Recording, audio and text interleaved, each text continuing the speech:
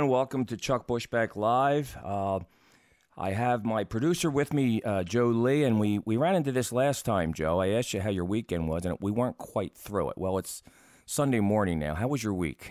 So it was actually pretty good. Yesterday, Yeah. I went to a pet expo down at the Greater Philadelphia Expo Center at Oaks. Yeah, okay. Yeah, I saw a bunch of... I actually got to see a steer. His name was Big Mac. He was like 15 years old. Thing had to weigh 800 pounds, was taller than me. This thing was absolutely huge. I've never seen a larger animal in my life. One of the coolest things I've seen in a while. And, of course, you're all ready for football Sunday, it looks like. Absolutely. Go Birds. Got a great show for you today. My good friend, Vince Bandille, just an incredible actor. What a stage presence. When I first went to see his one-man play, 3/8 Creams, written by George Cameron Grant. Just a phenomenal play, and we're going to talk about that today. But right now, I just want to introduce Vince to the room. Hello, Vince. How you doing, Chuck? I'm doing great, man. How was your week, Vince? Wow. Well, well, I've changed my life around a bit, so I'm working again full time. So I'm adjusting to full time work, which my hours are from 6 in the morning till 2 in the afternoon. So I have to get up at like 3:45 now. So it's a whole new ball of wax for me. And how's that going? Because that's not something you normally do, right? No. I mean, we were fortunate enough with 3/8 Creams in the past to not have to worry about at least full-time work, maybe a little part-time here and there to get you going. But with COVID hitting and theater shutting down and, income lessening more and more, I decided to jump on this. And the hours were what seemed to really attract me because I have the rest of the day. So Right. So you being in the theater, you had a difficult year last year, obviously, with everything shut down. What is it like in New York now? And what other stage places are you going to right now? Well, it's actually getting better. It's getting better. I mean, more and more shows are opening. I mean, what was fortunate for us is 3/8 Creams was as soon as the mandates were lifted and theater could open up again, we thought we'd be waiting 3 months, 4 months, 5 months to get our first gig back. Literally the first week we got a gig. So we were 15 months we were black. We didn't do anything. Yeah. So this was pretty exciting. And then that led to another, which is going to be the next thing we do is the United Solo Festival, which is the largest solo theater festival in the world. They do it in London and New York. And I think they might do it in Chicago too. I'm not sure. Don't quote me on that. But that's Wednesday, November 10th at 7:30 p.m. And it's a festival of just nothing but solo shows. And it's become very, very popular. It's big with the industry. A lot of people come. So we're very excited about that. And hopefully it'll lead to, and we also have another gig in December and then one in February. We're going to mention that at the end of the show. I'm going to ask you about where you're going to be and when you're going to be there. But I want to go back into your childhood growing up. Now, you were on my show before when I was over at ESPN. And we had talked about your, I don't know how you want to say this, your JETS, Jets, pain. Neil Villapiano was on the show the other day, and he wrote that book, and I thought that was hysterical, pain. But you grew up with the Jets. But give me more. Where I know you're from Brooklyn, but what was it like growing up in Brooklyn? Well, I mean, Brooklyn, I mean, we don't know anything else. To you, it's the normal way of living. But Brooklyn was, it was a very, very separated neighborhoods, but it was one community, despite the separation of, the Italians living in this area, and then you had, the Jewish area over here, and so on and so forth. But we always played on the streets together, no matter where we lived. And it was tough, it was tough. It was street living. We played stickball, we played street football. There was no backyards to play in. We didn't have any greenery per se, unless we wanted to take a hike up to Dyker Park, Dyker Heights Park, and play baseball and stuff there. But but it was something. I still love Brooklyn. I mean, I'm now living in the 3 acres, you know, but Brooklyn's still right here, you know. Right. Well, it was your upbringing, and we were talking about, you know, and we did the same thing. I'm from Philadelphia, obviously, and we were talking about playing stickball and how we used, you know, car door handles for first base. Maybe we had an old piece of rug for second base, and we hit the ball down the, how do you say it in New York? Sewer? In the sewer? Sewer. In the sewer. And then you have, you know, like, oh my God, whose legs are we going to hold on to go down and get the ball? But what other things growing up? You're an actor and a fabulous one. You just amaze me when you're on the stage. You made the whole play come alive as if the other characters were on stage with you. Do you think anything growing up in your childhood, one, contributed to that, and two, what was it like growing up, you know, in your family home and friends and that type of thing?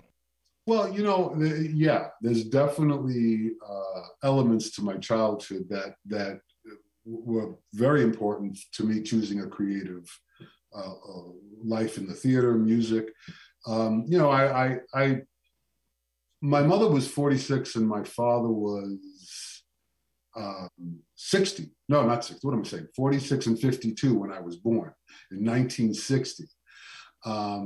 And so I don't think I was a planned event, you know? Is that right? So, and it was my mother was a sickly woman before I was born. So, and my father was an alcoholic. And so when I was born, I was kind of left in the dust, you know? Yeah. And as I got older, my mother was very, very a reactive type of woman. She hit a lot. She cursed a lot. She, you know, she was physically and verbally and emotionally abusive in some way. And my father never spoke to any of us. So I created a life for myself outside of what I couldn't get from them. Mm-hmm. I created in my own imagination and created a world that I could live in where I was safe, where I felt freer and more available to the world in a more joyous, celebrated way, when my life was really the opposite growing up, you know, in the house. And then in second grade, I did a skit. It was like 4 minutes long, but it was called The Mad Dr. Zing. I can even remember. And I played the Mad Dr. Zing, and I made this potion that turned these little kids into dogs. And I'll never forget, you know, the lights came on and I couldn't see anybody in the audience. So I'm 8 years old. And it was the best feeling in the world, because I felt like now that world that I had created apart, you know, in my life when my mother was angry or my father was drunk. Well, now it was real. It was on stage and people I was in this world in reality, and it felt like the greatest thing ever. So from that point forward, that's all I ever wanted to do. Now, you had mentioned that was in second grade. What did you do? Was there a place in your home, a closet, your bedroom, where you went to kind of pull yourself out of the experiences that were currently around you? And second grade, you're pretty young. When did you feel that this was something that you wanted to do? Was it from your imagination, or is this where your thoughts went? I mean, you didn't have dreams of playing in the Super Bowl with Joe Namath and things like that. What took you this direction? I think it was, you know, the feeling of, well, no, when I was in my imagination, apart from the first thing I ever did in second grade in that play, no, I never put the imagining something together with the idea that I could do that. Mm. That didn't come to my mind. But when I was there and this 8-year-old kid going, "Oh, you're going to be dogs," and the people giggling, and, you know, suddenly that's when the epiphany happened. Like, oh, wait a minute. The imaginative world in my mind can actually find a way out into reality, and I could do this? This is weird. You know, people are going to sit in a dark room and watch me make believe. So from that point forward, and music was always always a sanctuary. And where did that come from, the music? Well, my brother who was 8 years older than I was. So when I was born, he was 8. Mm-hmm. So when I was 8, he was 16. Right. And he played guitar. He wrote songs. He had a collaborator that he used to write with. He had a theater company in Brooklyn. So he was my muse. I mean, he shaped that for the most part, that part of my life. Right. But I never, I only enjoyed it as someone who was seeing it from the outside, never thinking it was something I could enter into until that time in second grade. So the things you were starting to do, you're playing the guitar or whatever you were doing. I don't know what other instrument you were playing, but you started being on stage, as you just mentioned, a 4-minute skit. Did your parents support you at that point, or were you pretty much still on your own? Oh, I was no. Look, I think what it was with my parents, they were just surviving. You know, yeah. My mother was one of 21 children, and wow. She was right, and she and her mother and father came in from Italy, you right. know, and so here you have pretty much these peasant folks, yeah, with 21 children. And so my mother's life was very much one of, you know, hey, notice me, you know, see me, because you get lost with 21 kids. And yeah. they were poor, they lived in apartments, they didn't live in homes until the home that on 14th Avenue. But, you know, it was, so they were not present in a way like other parents were present that I saw with my friends. They were my mother was always, there was always something difficult and some sort of tragic conflict going on mm-hmm. with my mother and father. And my father pretty much was an absentee father. He was there, but he never spoke, hung out with his friends more than he did with his family, you know, drank beer, played cards. Yeah. So they were not two people who were very, hey, this is the school you should go to, or hey, I see what you're doing. They never did any of those things. Yeah. They just, dinner's at 6:00 when your dad comes home. Everybody eats at the table. When we're done, you know, my mother was a real true housewife. She never let us lift a finger. You know, she wanted to do everything on her own, very controlling, you know, in that sense. Right. And that's who they were, you know. They weren't unsupportive because they were mean. They were unsupportive because they had too much chaos in there. Yeah, didn't know much better, else they would have done better, right? Exactly. Okay. So you're on the stage in second grade. Did you think that this was a normal way to grow up? The reason I'm asking that is because you look for the path of least resistance in many cases, especially when things don't feel good. And you had your imagination. And as an actor and other people that are aspiring to be and do the things that you're doing now, they have some similar experiences. What would be your advice? You used your imagination. What would be the single or maybe two things that people could take away that if they find themselves in a difficult situation, they can process the information in a way that allows them to survive? So go ahead. Well, you know, it's really funny because I think what happens when you're a child, you have this life that the outside external critical voices are not getting to you as much yet. Mm-hmm. They're building, you know, they're building. So you have more freedom and spontaneity and more instinct as a child. But as you get older and you do say, you know, I do want to pursue this acting thing. Yeah. What happens is we grow older, we tend to lose that imaginative spontaneity, that creative impetus that allows us to do silly things that as an adult would now seem a bit more awkward if we did, you know? And you got to fight that. So I think if I had any advice, I would say, listen, just keep your innocence, keep your spontaneity, keep that creative instinct alive. Don't let any outside voices crush that or suppress it. That's your goal. That's what you need, even as a person. Yeah. You know, and to give you an example. So and we'll go into this later, but my mother passed when I was 14 years old. And then my father sent me to live somewhere else. So now not only did I lose my mother, but 2 weeks later, I had to go move to another county, Staten Island, another borough, and leave my friends in high school behind. So it was really tough. But now in that incident, all these voices of, oh, what about Vincent? Oh, how's he going to make it? Oh, and so all these things are like, oh, how am I going to do this? So of course, at 14 years old, I'm going, gee, I guess I can't do it. So I started to get these negative ideas about myself, that I'm weak. And my mother's abuse, calling me stupid, and she wished I wasn't born, and all those things, I carried those with me. Yeah. And they became, they kind of became a straitjacket in a sense. Right.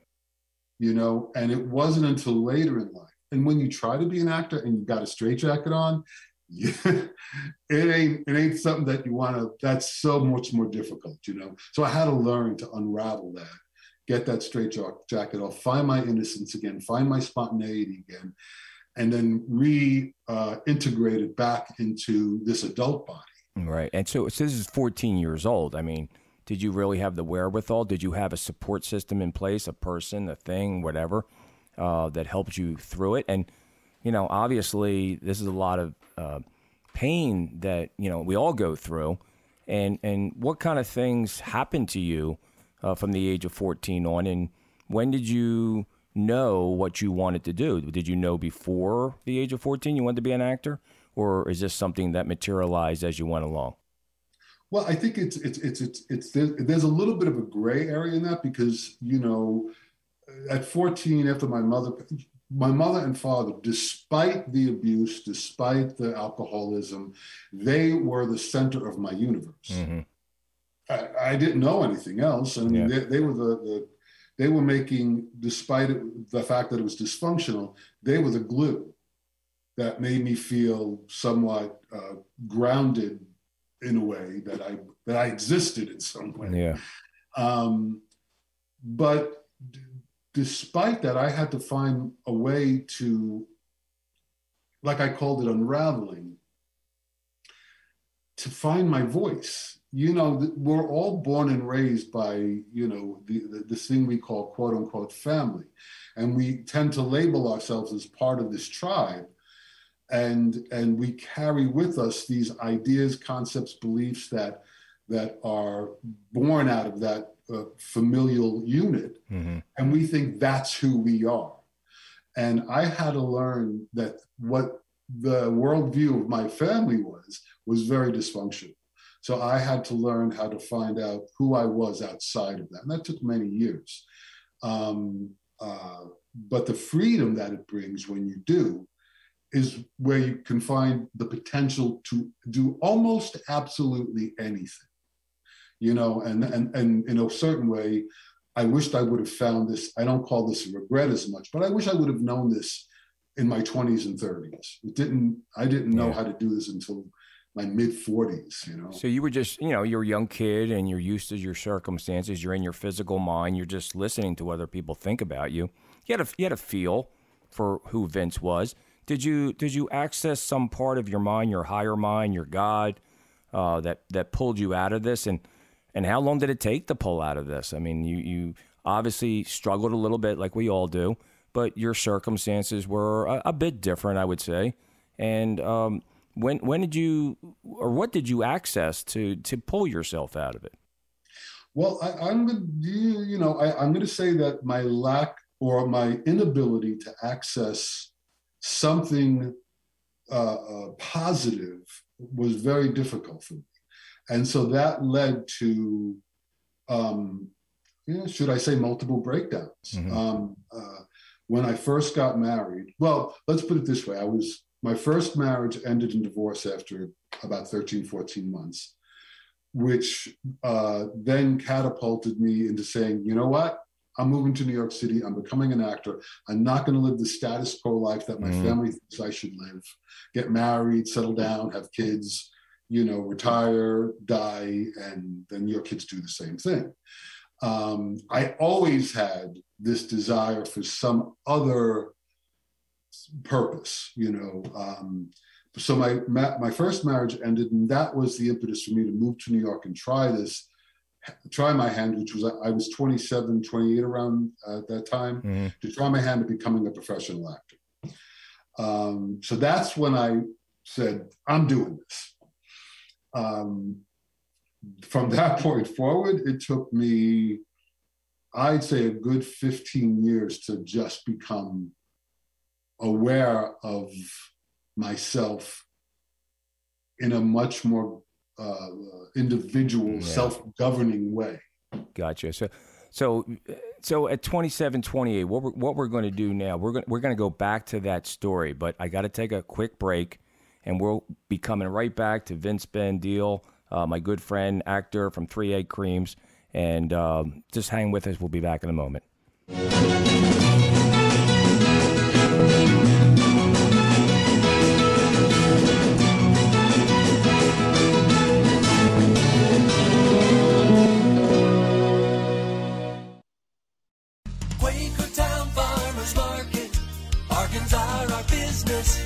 Quakertown Farmers Market and Flea Market, now even fresher with new ownership committed to the same service and value generations of shoppers have enjoyed. We strive to offer more value for your buck. Quakertown Farmers Market, open year-round, Friday, Saturday, and Sunday. Check out our bargains and specials on the web at itsfresherhere.com or like us on Facebook.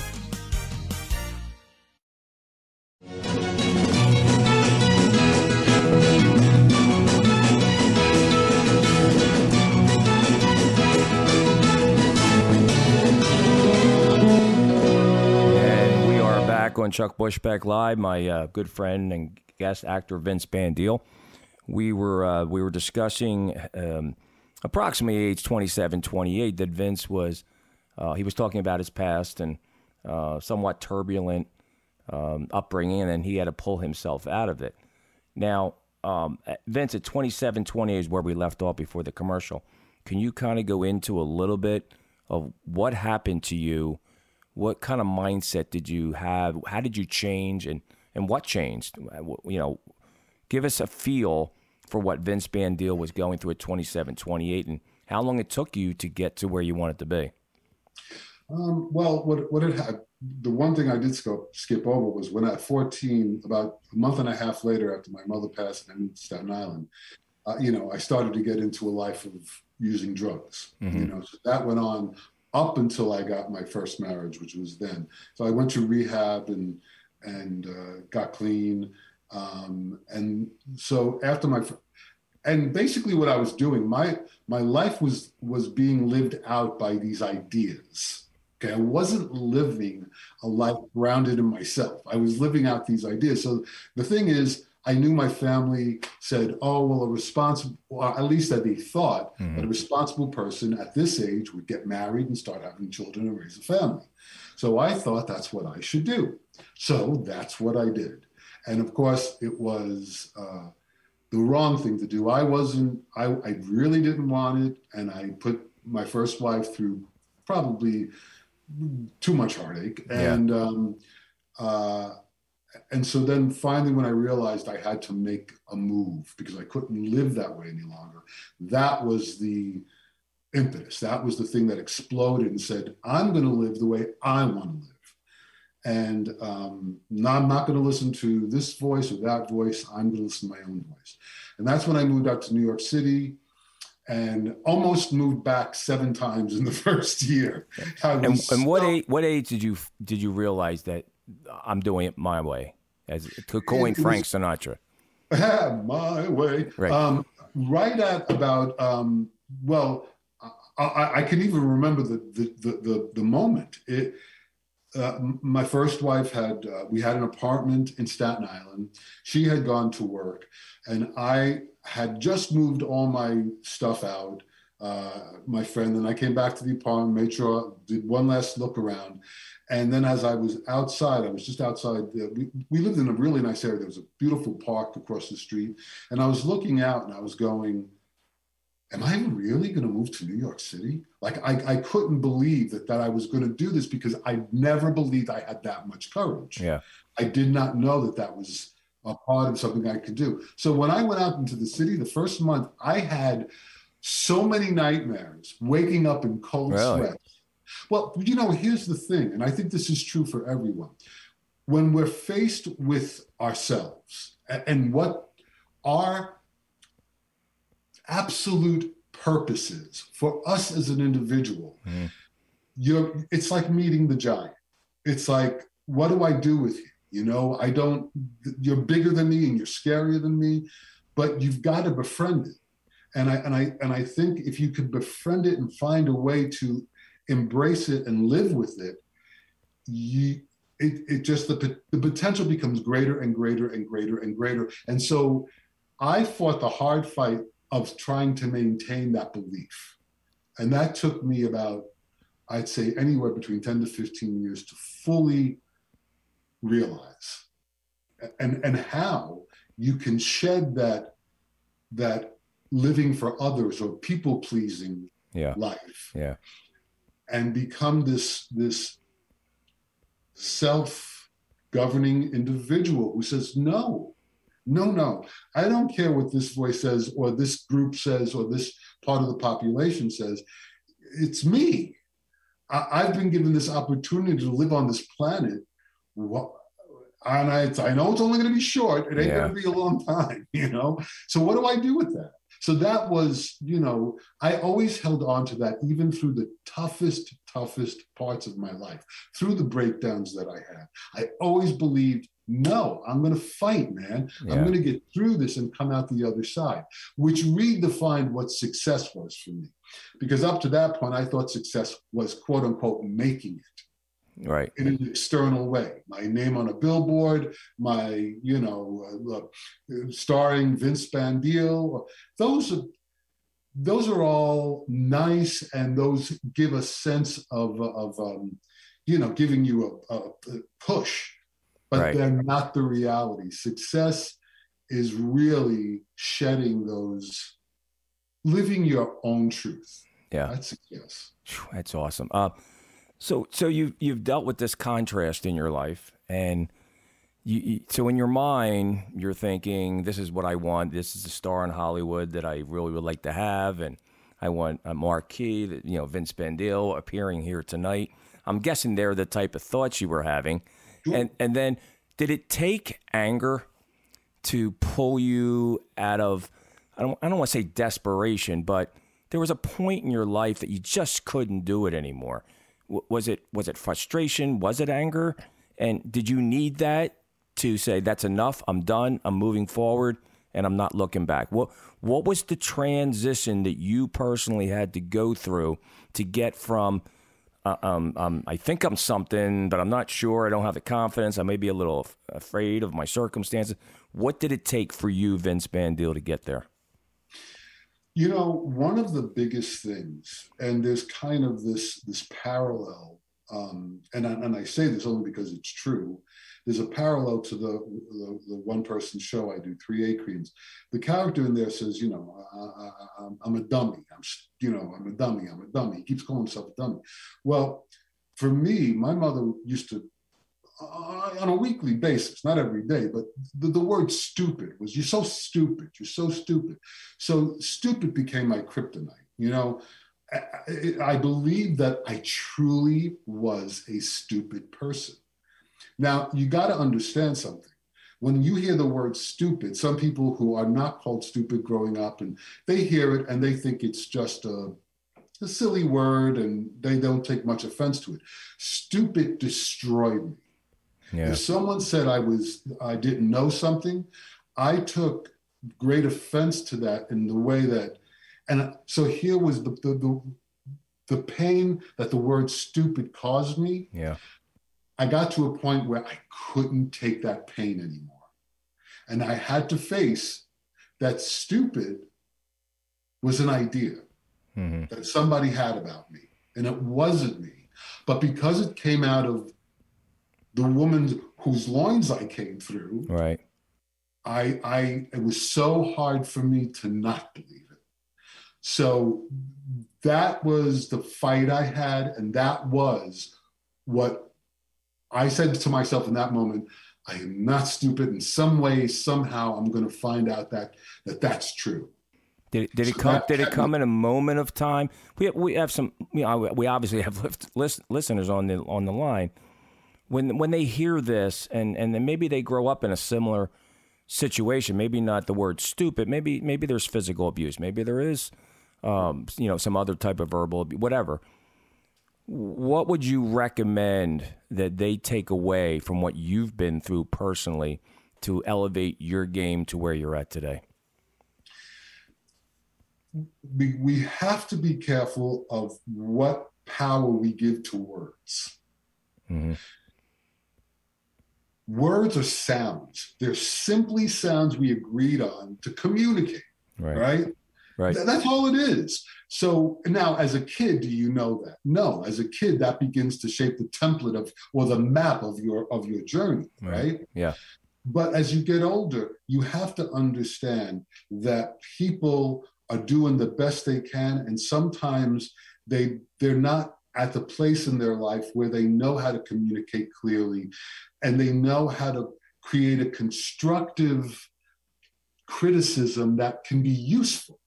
Most people don't have that capability. So what they'll do is they'll react in a very aggressive manner, going, come on, man, you're better than that.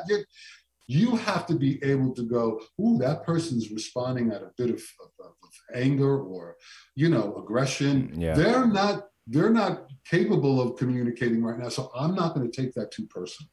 Right. You've got to be able to have that space to understand that people are going to say things to you that you should not, or you have the power at least to not take personally. Right. And you obviously, are you 100% over that now? Do circumstances come up in your life and your mind goes right back to the past or no, or are you free of that now? Well, I mean, let's put it this way. You're a football player, you know this, right? So on the field, your goal the purpose is to get to the other side of the field into the goal, the zone, right? So to me, there's when you first find yourself saying, how do I navigate this? Yeah. You're thinking all the time. And so you're going to make mistakes. Maybe, one who knows how to move their foot a millimeter better than you do, instead of twisting it to all the way and they're not going to get as far as, So suddenly now you begin to play the game of how do you set those thoughts or create space for those thoughts. And one of the things I learned is that the things that make you scared don't go away. Your brain is built, let's call it neuroscience if you want, but your amygdala is the one that sets off the fire alarms to say, hey, you better look out. There's a threat. There's this. So we never really get rid of the things that we feel threatened by. But if you can create the space to where you allow yourself to not be reactive to them, you can respond to them, right? But in a much more useful way. So I don't think you ever get rid of guilt or regret or fear or anger. You just learn how to integrate them so that they serve you better. Okay. Well said. I want to bring an example because I really want to come home on this point of what you do personally. There was a movie that was put out called The Fisher King. I don't know if you've ever seen it. Robin Williams, you've heard of it. And Robin Williams, had some mental health issues. So every time his life started to turn around, the Dark Knight would show up, the Red Knight, and remind him of his past. Is that something that you've kind of, you feel it once in a while, but you've got enough momentum going the other direction now that it's somewhat in the way once in a while, but I get past it? Yeah, it's, what, my bliss is much more important to me now than other people's opinions. Right. So what happens is, because of that, there's a wonderful, I don't know if you know the Sufi poet Rumi from over 2,000. Absolutely. You kidding me? I am very well versed, Vince. It's just like, you know. No, sometimes I say Ruby, because he has this wonderful poem called Guest House, right? Yep. And he talks about that life, this being human, is a guest house. Each day, a new visitor, an angst, a depression, a fear. He goes, you know, they're going to come knocking at your door. Let them in.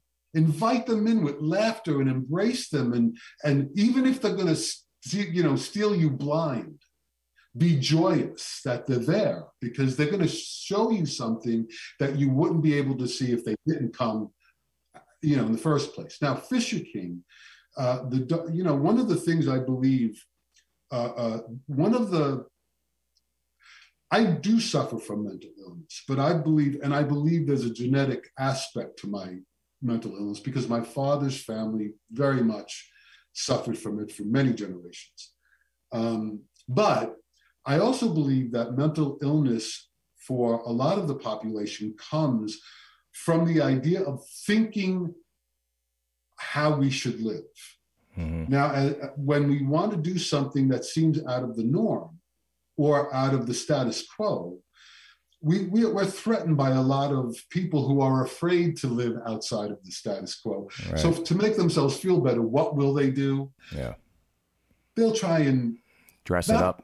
Yeah, they won't put you, they may not put you down. Maybe they support you, but they want to let you know things like that don't happen to people like us. Right. So you have to learn to navigate and see for those people. Well, you know what? It does. I have two wonderful friends. I'm not sure I think I might have even had sent a picture where I'm playing guitar with the two of them at my wedding.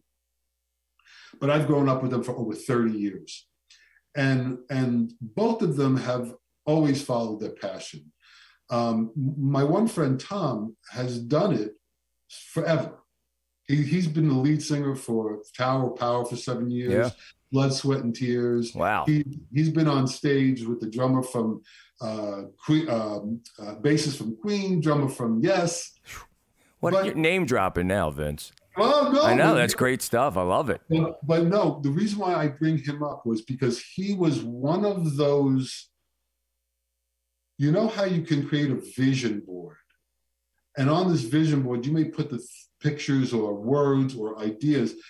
He's definitely one of the ones that I would look to and say, he did it.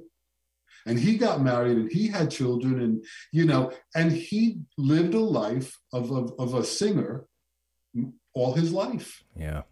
And when you meet Tom doesn't overthink things. So I learned how to surround myself with people who started to attract me in a way because they were living in some way that I knew was possible. So I started this idea of going, yes, I'll hang out with them. Yes, there'll be more. And I'm never a big believer in, hey, if someone's toxic. Now, if they're overly toxic, certainly create distance. Yeah. But we're all toxic to some degree. True. So, we can't get rid of everyone in our lives, but we can learn to be settled in a way where we can surround ourselves with people and understand that we're all on the same journey. Yeah. And not get over judgmental, not get over critical with people, and be at more in harmony with others, even though there might be things that create disharmony. Wow, that you have just nailed it right on the head, and that is powerful. Anyone listening to some of the things that you went through and the reflection upon the changes that you made in your life and where you're at now cannot help but be inspired and say, I can do this too. I've listened to this guy, Vince Bandille. He's does an incredible one-man show now, and we're going to talk about that next. But I want to thank you for digging into your soul.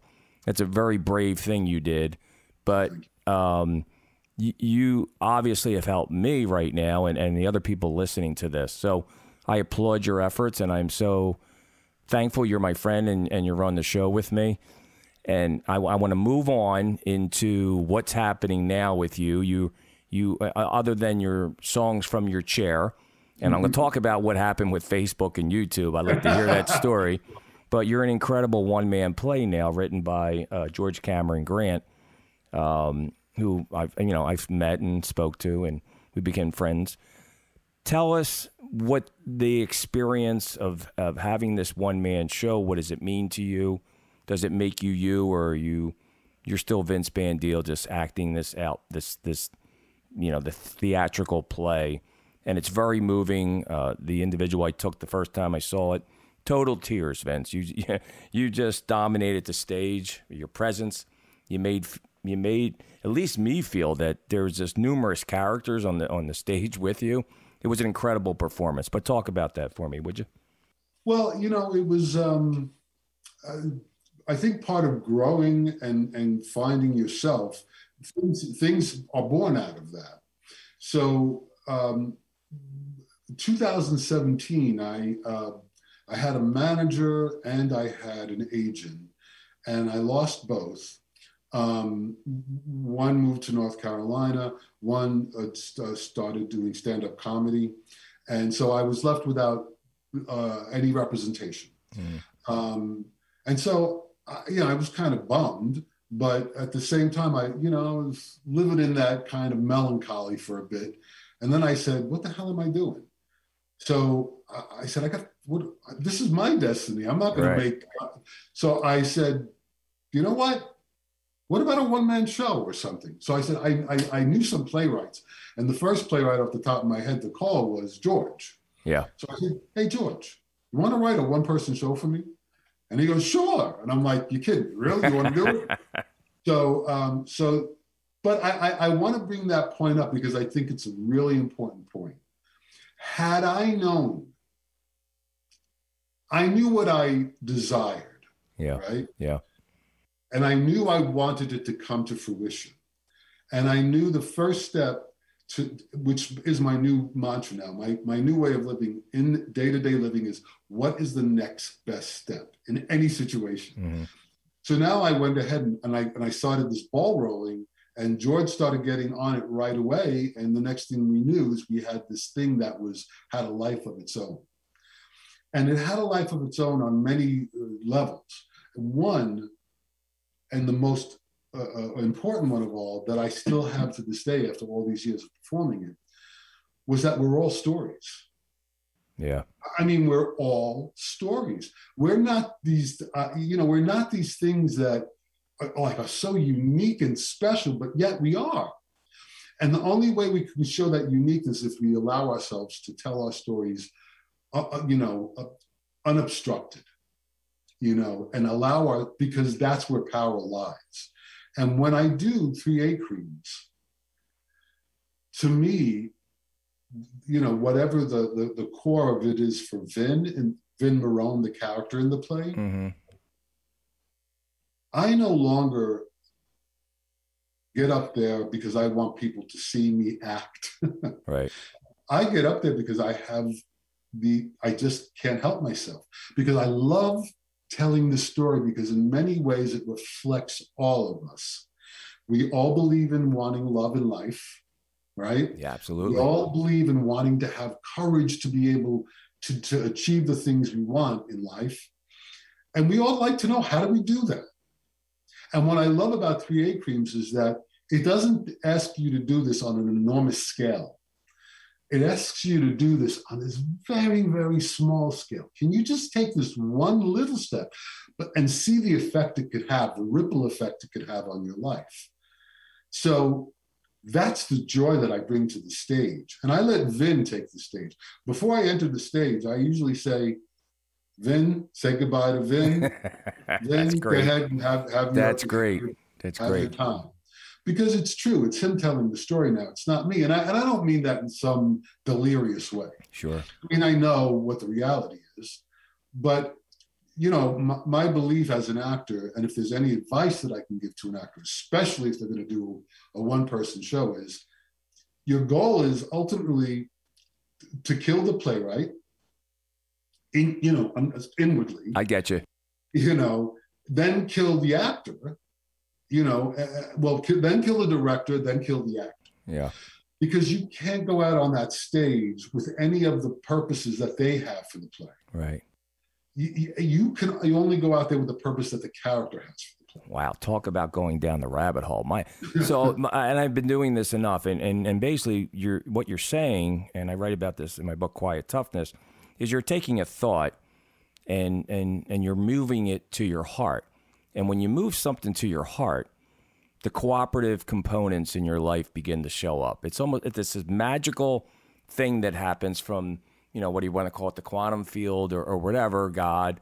But I found it over and over again how that happens. And it sounds exactly what you're saying here. You go out on stage, your presence is in your heart, and you're there and you're living in the moment. Would you say that's the magical moment? Well, that is the magical, and I think that's the magical moment for life.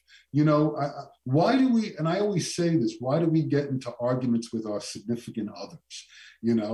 It's because somehow, some way we're throwing a tantrum again. Because we haven't figured out a way to try and tell that significant other what's really on our hearts. Yeah. So what we do is we put this obstacle in the way and we stamp our foot and go, come on, man, and when the truth is we have to be more vulnerable to that. So and allow to say, look, man, this is going to be hard for me to say, but I got to say it.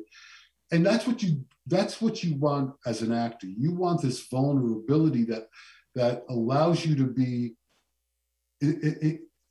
enveloped by a moment that has no other significance other than being the moment that it is. Yeah.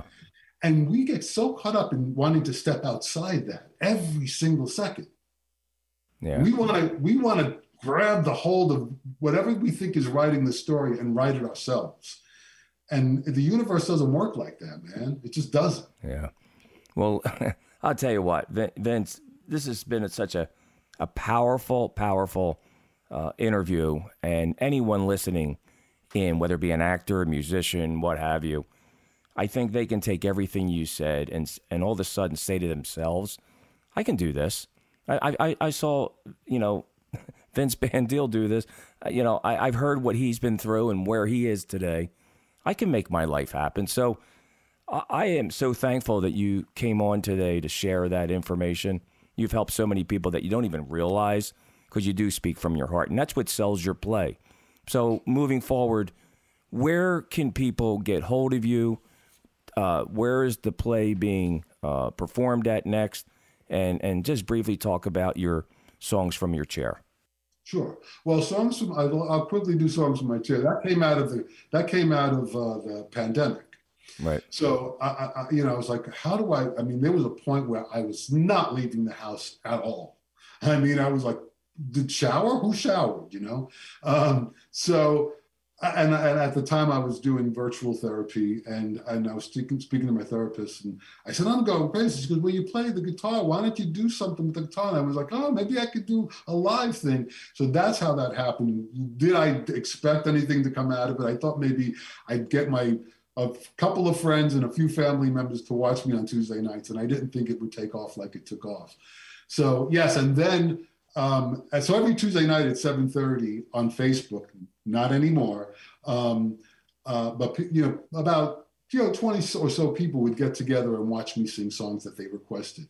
I'm moving that to Instagram this coming Tuesday night at 7:30. Okay. And my handle on Instagram is @Vince_Bandille. And you can watch Songs from My Chair this Tuesday night at 7:30 there. And yes, because Facebook banned me, put me in Facebook jail. So I'm not allowed to go live. It's almost a badge of honor anymore, getting put in Facebook. People joke about it now. All right? I've never felt so badass in my life. That's great.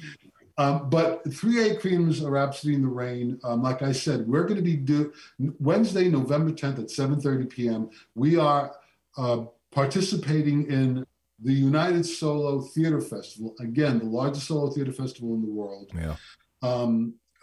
where we get the opportunity to present the play to, again, the festival's built for industry people seeking things they might be interested in producing. So we're looking for, as many people as we can to buy tickets. And the way to do that is go to 38creams.com. You'll see an ad for United Solo, and there's a button there that says click tickets for United Solo. Go there, and it'll take you to our United Solo page, and you can buy tickets. And we're looking now, if we do sell out the first show, we then get more opportunities to do other shows at United Solo, up to 8 shows. So we're hoping that takes place. But in December, on December 7th, we're at the Strand in Lakewood, which we've done twice already. And so there's that happening. And then in February, we're going to be at Playhouse 22 in East Brunswick.